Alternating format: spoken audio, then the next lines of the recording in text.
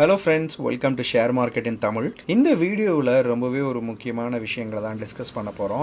ROCE, அதாவது return on capital employed அப்படின்னா என்ன, ROE அப்படின்னா என்ன அப்படிங்கிறத பற்றி தான் மெயின் அந்த வீடியோவில் பார்க்க போகிறோம். ஆல்ரெடி உங்களுக்கு தெரியும் அப்படின்னா வீடியோவை ஸ்கிப் பண்ணிக்கோங்க. இல்லை இந்த டேர்ம்ஸ் உங்களுக்கு புதுசு, அடிக்கடி பார்த்துருக்கேன், யூஸ் பண்ணியிருக்கேன், பட் இதோட அர்த்தம் எனக்கு அவ்வளோவா தெரியாது அப்படிங்கிற மாதிரி நீங்கள் ஃபீல் பண்ணீங்க அப்படின்னா தொடர்ந்து இந்த வீடியோவை பாருங்கள். கண்டிப்பாக ஒரு கிளாரிட்டி கிடைக்கும். தெரியாதவங்க இந்த வீடியோவை முழுசாக பாருங்கள். பாதியில் ஸ்கிப் பண்ணி பார்த்தீங்க அப்படின்னா கண்டிப்பா நிறைய விஷயங்களை மிஸ் பண்றதுக்கான வாய்ப்புகள் இருக்கு. உங்களுக்கு ஏதாவது நாங்க இன்ட்ரெஸ்டிங் டாபிக்ல ஒரு வீடியோ பண்ணணும்னு நினைச்சீங்கன்னா அதையும் மறக்காம கீழே கமெண்ட் பண்ணுங்க. இனி வரும் ஒவ்வொரு வீடியோக்குள்ளேயும் நம்ம ஷேர் மார்க்கெட்டை பத்தின நிறைய ஸ்டாக்ஸை பத்தின ஒவ்வொரு குவேஸை ஆட் பண்ணலாம் அப்படிங்கிற மாதிரி ஒரு ஐடியா. ஸோ இன்னைக்கான குவேஸ் பார்த்தீங்க அப்படின்னா, நம்ம ஜியோ ரிலையன்ஸ் இருக்கு இல்லையா, இந்த ரிலையன்ஸை எப்போ ஃபர்ஸ்ட் இந்த கம்பெனி ஸ்டார்ட் ஆச்சு, எங்க ஸ்டார்ட் பண்ணாங்க அப்படிங்கிறது தான் இதுக்கான கேள்வி. இதுக்கான பதில் தெரிஞ்சவங்க மறக்காம கமெண்ட் செக்ஷன்ல கமெண்ட் பண்ணுங்க. பதில் தெரியாதவங்க வீடியோ கடைசியில இதுக்கான பதில் இருக்கு, பார்த்து தெரிஞ்சுக்கங்க. வீடியோக்கு போறதுக்கு முன்னாடி நீங்க நம்ம சேனலுக்கு ஃபர்ஸ்ட் டைம் அப்படின்னா சேனலை சப்ஸ்கிரைப் பண்ணிக்கங்க.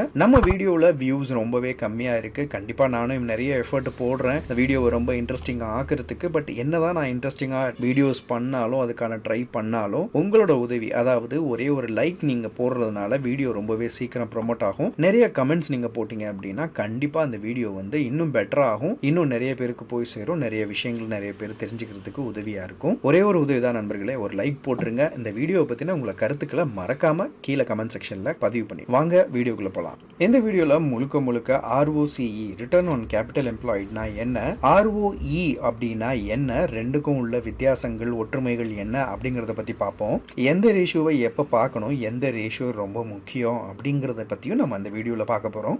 ROCE, return on capital employed. இப்போ கேபிட்டல் எம்ப்ளாய்டு அப்படிங்கிற டேர்ம் எடுத்து ஃபர்ஸ்ட் டிஸ்கஸ் பண்ணுவோம். ஒரு பிசினஸ் ஸ்டார்ட் பண்ணணும், இல்ல நீங்க ஒரு சின்ன கடை ஆரம்பிக்கணும், இல்ல நீங்க ட்ரேடிங் பண்ணணும், எது பண்ணணும்னாலும் கண்டிப்பா கேபிட்டல் தேவை அப்படிங்கிறது நமக்கு தெரியும். அது சின்ன அமௌண்டா இருக்கலாம், இல்ல பெரிய அமௌண்டா இருக்கலாம், பட் கேபிட்டல் அப்படிங்கிறது ஒரு விஷயம் தேவை அப்படிங்கிறது நமக்கு தெரியும். ஸோ இந்த கேபிட்டல் நம்ம எந்த பிசினஸ் ஆரம்பிக்கிறதா இருந்தாலும் தேவைப்படும். ஸோ இந்த கேபிட்டல் ரெடி பண்றதுக்கு ரெண்டு வழிகள் இருக்கு. ஒன்னு பாத்தீங்க அப்படின்னா, நம்ம நண்பர்கள்ட்ட இருந்து வட்டி இல்லாம கடனா வாங்குறது. அதுல பிசினஸ்ல அவங்களுக்கு ஒரு ஷேர் கொடுக்கறது, இல்ல பார்ட்னர்ஷிப்ல அவங்கள சேர்த்துக்கிறது, இல்ல உங்ககிட்ட இருக்க காசு நீங்க போட்டீங்க அப்படின்னா அந்த கம்பெனியோட முழு ஷேரும் உங்களுக்கு சேர்ந்துரும். சோ நீங்க எந்த பிசினஸ் ஸ்டார்ட் பண்றதா இருந்தாலும் சொந்தமா நீங்க 100% கேஷ் போட்டு நீங்களே பிசினஸ் ஸ்டார்ட் பண்ணீங்க அப்படின்னா 100% ஷேரையும் நீங்க எடுத்துக்கிற மாதிரி, இல்ல உங்க ஃப்ரெண்ட்ஸ் இல்ல ஃபேமிலி மெம்பர்ஸ் யாரையாவது பார்ட்னரா சேர்த்துக்கிட்டீங்க அப்படின்னா அவங்க எவ்வளவு பர்சன்ட் கேஷ் தர்றாங்களோ அவ்வளவு பர்சன்ட் ஷேர் அவங்களோடது. சோ அந்த பிசினஸ்ல அத்தனை பர்சன்ட் ஷேருக்கான பார்ட்னர்ஷிப் அவங்களோடது அப்படிங்கிற மாதிரி ஆயிடுது. இது ஒரு வழி. ஃபர்ஸ்ட் வழியில பாத்தீங்க அப்படின்னா, இன்ட்ரெஸ்ட் நம்ம கொடுக்கறது தேவையில்லை, வர்ற கம்பெனியோட ப்ராஃபிட் அண்ட் லாஸ்ல அவங்க ஷேர் எடுத்துக்கிடுவாங்க. ரெண்டாவது வழி என்ன அப்படின்னா, இன்ட்ரெஸ்ட்டுக்கு காசு வாங்குறது. இப்போ உங்க ஃப்ரெண்ட்ஸ் அண்ட் ஃபேமிலிஸ் கிட்டே இருக்கட்டும், 1 லட்ச ரூபாய் பிசினஸ்க்கு தேவைப்படுது அப்படின்னா ஒரு 1 லட்ச ரூபாயில ஒரு 1 லட்சத்தையும் நீங்க வாங்கலாம், இல்ல உங்ககிட்ட 50,000 இருக்கும், 50,000 மட்டும் நீங்க இன்ட்ரெஸ்ட்டுக்கு வாங்கி பிசினஸ் ஸ்டார்ட் பண்ணலாம். பர்சன்ட் கேஷ் என்ன கொடுக்கணும் அப்படிங்கிறது கம்பெனியோட லைபிலிட்டியா இருக்கும். ஸோ இந்த ரெண்டு வழியிலுமே வர்ற பணம் சேர்ந்து தான் ஒரு கேபிட்டல் அப்படின்னு சொல்லலாம். மேபி 100% உங்களதா இருக்கலாம், இல்லைன்னா வட்டிக்கு வாங்கியிருக்கலாம், இல்லைன்னா கடனா வாங்கியிருக்கலாம். எதுவா இருந்தாலும் நீங்க ஷேர் கொடுத்திருந்தாலும் சரி, இந்த டோட்டல் அமௌண்ட் ஆஃப் மணி ஒரு பிசினஸ் ஸ்டார்ட் பண்றதுக்கு என்ன போடுறீங்களோ அதுதாங்க கேபிட்டல். சோ கேபிட்டல் அப்படின்னு சொல்லும்போது ரெண்டு காம்பினேஷன் இருக்குங்க. ஒன்னு ஷேரா இருக்கும், இன்னொன்னு டெட்டா இருக்கும். ஒன்னு கடன் வாங்குனது, அதாவது which is liability, இன்னொன்னு ஷேர், அதாவது equal share in profit and loss. So பேசிக்கா 1 லட்சம் ரூபாய் தேவை, நீங்க 50,000 ரூபாய் சொந்த காசு போட்டீங்க, 50,000 ரூபாய் நீங்க ஃப்ரெண்டு கிட்ட இருந்து வாங்குறீங்களோ இல்ல இன்ட்ரெஸ்ட்க்கு வாங்குறீங்களோ, சோ அந்த டோட்டல் 1 லாக்ங்கிறது கேபிட்டல் எம்ப்ளாய்டு ஆயிடுது. நமக்கு ரிட்டர்ன் ஆன் கேபிட்டல் எம்ப்ளாய்டுல கேபிட்டல் எம்ப்ளாய்டுனா என்னன்னு தெரிஞ்சுக்கிட்டோம். இந்த ரிட்டர்ன் ஆன் கேபிட்டல் எம்ப்ளாய்டு அப்படின்னா என்னன்னு தெரிஞ்சுக்கிறதுக்கு, இந்த கேபிட்டல் 1 லாக் நீங்க திரட்டி வச்சு ஒரு பிசினஸ் ஸ்டார்ட் பண்றீங்க இல்லையா, அந்த 1 லட்சம் ரூபாயை நீங்க இன்வெஸ்ட் பண்ணி, கேபிட்டலா இன்வெஸ்ட் பண்ணி நீங்க அந்த பிசினஸ்ல இருந்து ஒரு வருஷம் ஃபுல்லா என்ன ப்ராஃபிட் எடுக்கிறீங்க அப்படிங்கிறது தான் ரிட்டர்ன் ஆன் கேபிட்டல் எம்ப்ளாய்டு. உதாரணத்துக்கு நீங்க இந்த 1 லட்சம் ரூபாயை போட்டு அந்த வருஷம் மட்டும் நீங்க ஒரு 50,000 ரூபாய் நீங்க ப்ராஃபிட் எடுத்திருக்கீங்க அப்படின்னா 50% ரிட்டர்ன் ஆன் கேபிட்டல் எம்ப்ளாய்டு அப்படின்னு சொல்லலாம். அதே நேரத்துல இந்த 1 லட்சம் ரூபாய் நீங்க போட்டு ஒரு வருஷம் ஃபுல்லா பிசினஸ் பண்ணி இன்னும் 1 லட்சம் எக்ஸ்ட்ரா நீங்க ஏர்ன் பண்ணிட்டீங்க அப்படின்னா ரிட்டர்ன் ஆன் கேபிட்டல் எம்ப்ளாய்டு என்ன ஆகுது, 100% ஆகுது. அதாவது 1 லட்சத்தை போட்டு 1 லட்சத்தை ஏர்ன் பண்ணி உங்களோட பிசினஸோட டோட்டல் வேல்யூ 2 lakhs மாத்திட்டீங்க, which is 100% அப்படின்னு சொல்லலாம் return on capital capital employed. So இவ்வளோ சிம்பிளான டேர்ம் தான் ஆர்ஓசியும் சரி இல்லை ஆர்ஓஇயும் சரி. ஸோ இந்த சிம்பிளான டேர்மை ஒரு ஸ்டாக்கை வந்து நம்ம பிக் பண்ணும்போது ஏன் அவ்வளோ இம்பார்ட்டண்டாக வந்து பார்க்கப்படுது, இல்லை ஒரு ஸ்டாக்கை நம்ம செலக்ட் பண்ணுறதுக்கு முன்னாடி அந்த கம்பெனியோட ஆர்ஓசி என்ன ஆர்ஓஇ என்ன அப்படிங்கிறத பார்க்கறது ஏன் முக்கியம் அப்படிங்கிறதையும் நம்ம தெரிஞ்சுக்கிடுவோம். ஸோ நீங்கள் ஒரு கம்பெனியில் வந்து இன்வெஸ்ட் பண்ண போறீங்க அப்படின்னா ஆர்ஓசிஇ என்ன அப்படின்னு பார்க்கும்போது நீங்கள் வந்து அந்த கம்பெனியில் 1 லட்ச ரூபாய்க்கு ஷேர்ஸ் வாங்க போறீங்கன்னு வச்சுக்கோங்களேன். இந்த 1 லட்ச ரூபாயை போட்டு இந்த கம்பெனியில் நான் ஷேர் வாங்கினேன் அப்படின்னா நான் போட போற காசுக்கு இந்த கம்பெனி 1 இயர்ல எந்த அளவுக்கு ஏர்ன் பண்ணி கொடுக்கும், இந்த கம்பெனி வந்து இன்வெஸ்ட் பண்ணி ஒரு ப்ராஜெக்ட் எடுத்து பண்ண போகுது அப்படின்னா அந்த ப்ராஜெக்ட்ல இருந்து இன்வெஸ்ட் பண்ற ஒவ்வொரு ரூபாய்க்கும் எத்தனை % வந்து ரிட்டர்ன் ஆன் கேபிட்டல் எம்ப்ளாய்டு இருக்கும் அப்படிங்கறத தெரிஞ்சுக்கிறது ரொம்ப ரொம்ப அவசியங்க. நான் ஒரு கம்பெனியை செலக்ட் பண்ணி அந்த கம்பெனியில என்னோட மணியை வந்து இன்வெஸ்ட் பண்ணி ஷேர்ஸ் வாங்குறேன் அப்படின்னா நான் இன்வெஸ்ட் பண்ண காசு நல்ல விதமா யூஸ் ஆகுதா, நான் போடுற காசுக்கு எந்த அளவுக்கு எனக்கு ரிட்டர்ன் கிடைக்கும் அப்படின்னு தெரிஞ்சுக்கிறணும் இல்லையா. இல்ல அந்த காசை உண்மையிலேயே வந்து யூட்டிலைஸ் பண்றாங்களா, இல்ல யூட்டிலைஸ் பண்ணாம வச்சிருக்காங்களா, இல்ல வேஸ்ட் பண்றாங்களா அப்படின்னு எல்லா டீட்டெயிலையும் உங்களுக்கு இந்த ஆர்ஓசிஇ சிம்பிள் கதையா சொல்லிடுங்க. உதாரணத்துக்கு ஹிந்துஸ்தான் யூனிலிவர் லிமிடெட் கம்பெனியோட 2022 ஆர்ஓசிஇ என்ன அப்படின்னு பார்த்தோம் அப்படின்னா 24.3% இருக்கு. இதுக்கு அர்த்தம் என்ன அப்படின்னா ஹிந்துஸ்தான் யூனிலிவர் வந்து எடுக்கிற ப்ராஜெக்ட்ஸ்ல இல்ல இன்வெஸ்ட் பண்ற ஒவ்வொரு 100 ரூபாயிலையும் 24 ரூபாய் 30 காசை வந்து ப்ராஃபிட்டா எடுக்கிறாங்க. ஆர்ஓசிஇல ரிட்டர்ன் ஆன் கேபிட்டல் எம்ப்ளாய்ட்ல என்ன நடக்குது அப்படின்னா கம்பெனியோட மொத்த கேபிட்டல், இப்போ நான் சொன்ன எக்ஸாம்பிள்ல பாத்தீங்கன்னா 1 லட்சம் ரூபாய், அது எப்படி வந்துச்சு அப்படிங்கிற கேள்வி கிடையாது. உதாரணத்துக்கு நீங்க 50,000 நீங்க போட்டிருக்கலாம், இல்லைன்னா 50,000 ஃப்ரெண்ட்ஸ் கிட்ட இருந்து வாங்கியிருக்கலாம், இல்லைன்னா வட்டிக்கு கூட வாங்கியிருக்கலாம். ஆனா அந்த டோட்டல் 1 லட்சம் ரூபாயை இன்வெஸ்ட் பண்ணி என்ன ரிட்டர்ன் வருது அப்படிங்கிறதா வந்து ஆர்ஓசிஇ. ஸோ அந்த பணம் எப்படி வந்ததுங்கிறது மேட்டர்ல கம்பெனியோட மொத்த கேபிட்டலா என்ன கன்சிடர் பண்ணப்படுதோ அந்த கேபிட்டலை இன்வெஸ்ட் பண்ணி வருஷத்துக்கு எவ்வளவு ரிட்டர்ன் எடுக்கிறாங்க அப்படிங்கறதா வந்து ஆர்ஓசிஇ. அப்போ ஆர்ஓஇனா என்ன அப்படிங்கறத இங்க நம்ம புரிஞ்சுக்கிறதுக்கு கொஞ்சம் ஈஸியா இருக்கும். ஆர்ஓஇனா என்னன்னா ரிட்டர்ன் ஆன் எக்விட்டி. ஸோ நார்மலா ஒரு கம்பெனில எவ்வளவு equity ஷேர்ஸ் இருக்கு, அந்த equity கேபிட்டல் இருக்கு இல்லையா, அந்த கேபிட்டல் இப்போ நான் சொன்ன அந்த 50% வந்து 50,000 வந்து நம்ம வந்து கடன் வாங்கியிருக்கோம் இன்ட்ரெஸ்ட்ல, அந்த 50,000 மட்டும் தான் வந்து ஷேர்ஸா இஷ்யூ பண்ணிருக்கு. மேபி இது எனக்கிட்ட ஃபுல்லா இருக்கலாம், இல்ல நான் ஷேர்ஸா கூட பாதி கொடுத்துருக்கலாம். அந்த 50,000ல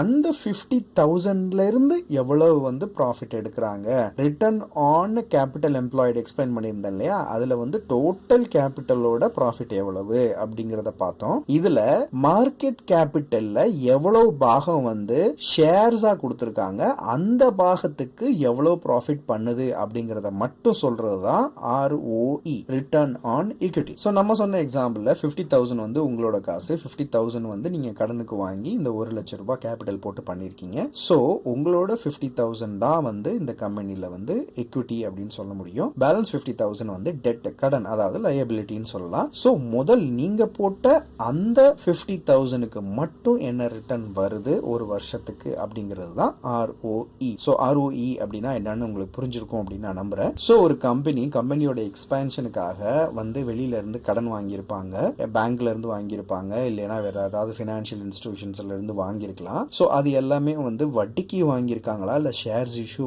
பண்ணி வாங்கியிருக்காங்களா அப்படிங்கிறது வந்து டிஃபரன்ஷியேட் ஆகுது. வட்டிக்கு வாங்கியிருந்தாங்கன்னா லயபிலிட்டி ஆயிடும், அதுவே ஷேர்ஸா வாங்கியிருந்தாங்க அப்படின்னா ஈக்விட்டி ஆயிடும். சோ இந்த கேஷை இன்வெஸ்ட் பண்ணி, இந்த டோட்டல் கேஷை இன்வெஸ்ட் பண்ணி என்ன மாதிரியான ரிட்டர்ன் எடுக்கிறாங்களோ அது வந்து ஆர்ஓசிஇ ஆயிருது. ஆனா ஆல்ரெடி ஷேர் ஹோல்டர்ஸா இருக்கிறாங்க தெரியுமா, அவங்களோட கேபிட்டல் எம்ப்ளாய் பண்ணி எவ்வளவு ரிட்டர்ன் எடுக்கிறாங்க வருஷத்துக்கு அப்படிங்கிறது தான் வந்து ஆர்ஓஇ அப்படிங்கிறது. சோ ஒரு இன்வெஸ்டரா நீங்க வந்து ஆர்ஓசிஇ பார்த்து இன்வெஸ்ட் பண்ணணுமா இல்ல ஆர்ஓஇ பார்த்து இன்வெஸ்ட் பண்ணணுமா அப்படிங்கிறது ஓரளவுக்கு உங்களுக்கு தெரிஞ்சிருக்கும். இதுதான் ரொம்ப முக்கியமான கேள்வியும் கூட. ஆர்ஓசிஇனா என்ன, ஆர்ஓஇனா என்ன அப்படிங்கிறது வந்து உங்களுக்கு புரிஞ்சிருக்கும் அப்படின்னு நம்புறேன். இப்போ ஒரு ஷேரை வந்து நான் வாங்க போறேன், வாங்க போகும்போது நான் வந்து ஆர்ஓசிஇ பார்க்கணுமா இல்ல ஆர்ஓஇ பார்க்கணுமா அப்படிங்கிறது வந்து ஒரு முக்கியமான கேள்வி. ஃபர்ஸ்ட் ஒரு கான்செப்டை நல்லா புரிஞ்சுக்கோங்க. கடன் இருக்கிற கம்பெனி அப்படின்னா அவங்களோட டெட் பாருங்க, டெட் கோலத்துல அவங்களுக்கு கடன் இருக்கு அப்படின்னா நீங்க பார்க்க வேண்டியது ஆர்ஓசிஇ. அவங்களுக்கு கடன் இல்லை அப்படின்னா நீங்க பார்க்க வேண்டியது ஆர்ஓஇ. இதை வந்து நான் கிளியரா எக்ஸ்பிளைன் பண்றேன். ஃபர்ஸ்ட் அவங்களுக்கு கடன் இல்லைன்னா ஏன் வந்து நான் ஆர்ஓஇ பார்க்கணும் அப்படின்னா, ஒரு கம்பெனில கடனே இல்லை அப்படின்னா என்ன அர்த்தம், அவங்க கிட்ட இருக்க இருக்க கேபிட்டலை வச்சு தான் ஒர்க் பண்ணிட்டு இருக்காங்கன்னு அர்த்தம். இப்போ லாஸ்ட் இயர்ல அவங்களோட கேபிட்டல் வந்து 10 லட்சம் ஆயிருக்கு அப்படின்னா ஒரு உதாரணத்துக்கு அதுல அவங்க என்ன ப்ராஃபிட் பண்ணாங்க, ஒரு 5 லட்சம். அப்போ இப்போ அவங்களோட கேபிட்டல் மொத்தம் 15 லட்சமா இருக்கும்.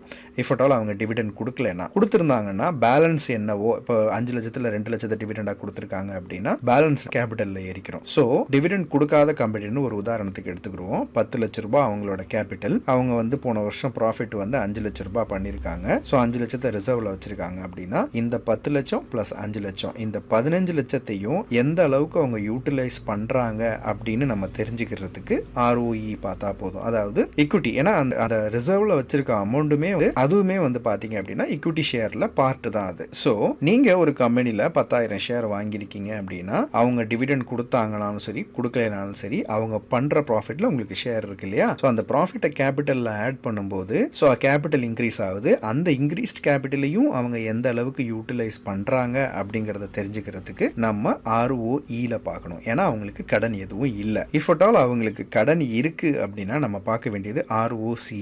ஏன் அப்படின்னா இப்போ வந்து ROEல வந்து வெறும் கடன் இல்லாததை மட்டும் தான் காமிப்பாங்க. நான் முன்னாடியே சொன்ன மாதிரி இப்போ கடன் வாங்கியிருக்காங்க, ஒரு 10 கோடி ரூபாய் வாங்கியிருக்காங்க, இல்ல 10 லட்ச ரூபாய் வாங்கியிருக்காங்க அப்படின்னா அந்த 10 லட்ச ரூபாய் கடன் ஆல்ரெடி இருக்கிற 10 லட்ச ரூபாய் கேபிட்டலோட இந்த 10 லட்ச ரூபாய் சேர்ந்து 20 லட்ச ரூபாய் ஆயிடுது. இந்த 20 லட்சத்தையுமே எந்த அளவுக்கு இவங்க யூட்டிலைஸ் பண்றாங்க அப்படின்னு தெரிஞ்சுக்கணும்னா பார்க்க வேண்டியது ROCE. அதுல தான் வந்து ஈக்விட்டி கேபிட்டலும் இன்க்ளூட் ஆயிருக்கும், இன்ட்ரெஸ்ட்டுக்கு வாங்கின கேபிட்டலும் இன்க்ளூட் ஆயிருக்கும். ஸோ மொத்த கேபிட்டலும் எந்த அளவுக்கு யூட்டிலைஸ் ஆகுது அப்படிங்கறது தெரிஞ்சுக்கணும்னா நம்ம வந்து ROCE பார்க்கணும். ஸோ உதாரணத்துக்கு நம்ம HUL எடுத்துக்கிறோம். HUL வந்து அவங்களோட ROCE 24.3%. அவங்களுக்கு கடன் பார்த்தீங்கன்னா ஆல்மோஸ்ட் 1139 கோடி ரூபாய் இருக்கு. ஸோ அவங்களோட ROCE பார்க்கணுமா ROE பார்க்கணுமா அப்படிங்கறத ஒரு செகண்ட் யோசிச்சு பாருங்க. கடன் இருந்தா நம்ம வந்து ROCE பார்க்கணும். ஏன்னா கடன் பிளஸ் மார்க்கெட் கேபிட்டல்னா பெரிய லெட்டர் ROCE, கடன் இல்ல அப்படின்னா சின்ன லெட்டர் ROE. சிம்பிளுங்க. இப்போ ஹிந்துஸ்தான் யூனிலிவரோட கேபிட்டல் பாத்தீங்க அப்படின்னா 625,520 பிளஸ் 1000 crores பாத்தீங்க அப்படின்னா டெட் இருக்கு, பிளஸ் ரிசர்வ். இது எல்லாத்தையும் சேர்த்து தான் வந்து ROCE, அதாவது மொத்த கேபிட்டல்ல எவ்வளவு ரிட்டர்ன் கொடுக்குது அப்படிங்கிறது வந்து 24% கொடுக்குது. இந்த கடன் plus reserve plus market capital இது எல்லாத்தையும் சேர்த்து அதுல இருந்து என்ன ரிட்டர்ன் வருது அப்படிங்கிறது ROCE. வெறும் மார்க்கெட் கேபிட்டலும் ரிசர்வும் மட்டும் டோட்டல் போட்டு அதுல இருந்து என்ன வருது அப்படிங்கிறது வந்து ROE. அப்போ கடன் வாங்கினதுல என்ன ஆச்சு அப்படின்னா அவங்களுக்கு வந்து இன்ட்ரெஸ்ட் மட்டும் கொடுக்குறாங்க. ஸோ அவங்களுக்கு வந்து ப்ராஃபிட்ல ஷேர் கொடுக்கறது இல்லை. ஸோ அதனால அதை வந்து ROEல சேர்க்கறது இல்லை, ஈக்விட்டியில சேர்க்கறது இல்லை. ஏன்னா அவங்க ஈக்விட்டி ஹோல்டர் கிடையாது, அவங்க இன்ட்ரெஸ்ட் வாங்கிட்டு போறாங்க. ஸோ உங்களுக்கு புரிஞ்சிருக்கும்னு நினைக்கிறேன். புரியலன்னா இன்னொரு தடவை அதை பொறுமையா கேளுங்க, கண்டிப்பா புரியும் அப்படின்னு நம்புறேன். இந்த வீடியோ கண்டிப்பா வந்து ஒரு ஸ்டாக்கை நம்ம செலக்ட் பண்ணும்போது நம்ம எதை பார்க்கணும், ROCE வந்து எப்ப பார்க்கணும், ROE வந்து எப்ப பார்க்கணும், ரெண்டையுமே எப்ப பார்க்கணும் அப்படிங்கிறது ஓரளவுக்கு உங்களுக்கு புரிஞ்சிருக்கும் அப்படின்னு நான் நம்புறேன். புரிஞ்சிருந்துச்சுன்னா மறக்காம என்ன புரிஞ்சுது, எப்படி இருந்துச்சு இந்த வீடியோ அப்படிங்கிறத கீழே கமெண்ட் பண்ணிடுங்க. இந்த மாதிரியான இன்ட்ரெஸ்டிங் டாபிக்ல வீடியோ பண்ணணும்னு நினைச்சீங்கன்னா, உங்களுக்கு ஏதாவது நாங்க வந்து இன்ட்ரெஸ்டிங் டாபிக்ல ஒரு வீடியோ பண்ணணும்னு நினைச்சீங்கன்னா அதையும் மறக்காம கீழே கமெண்ட் பண்ணுங்க. இந்த வீடியோ உங்களுக்கு சாட்டிஸ்ஃபை பண்ணியிருக்கும், பிடிச்சிருக்கும் அப்படிங்கிற ஒரு நம்பிக்கையோட சைனிங் ஆஃப். நான் உங்க செந்தில். நன்றி, வணக்கம்.